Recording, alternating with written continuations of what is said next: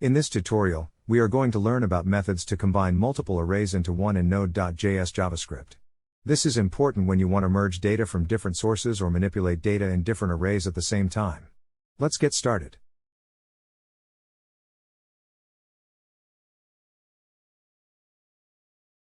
Here we have two arrays, array 1 and array 2. We use the concat method to combine these two arrays into a new array called array 3. The concat method does not change the existing arrays but instead returns a new array. We then print this new array to the console.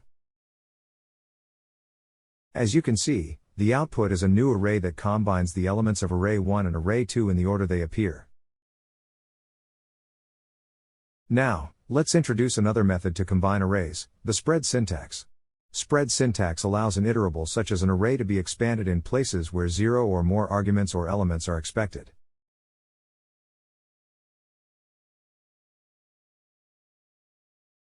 Here we introduce a new array, array 4.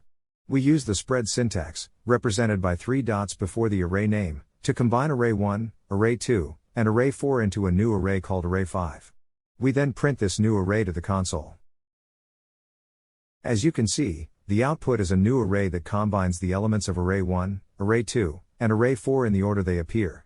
This shows that the spread syntax is another effective method to combine arrays in JavaScript. That's it for today's tutorial.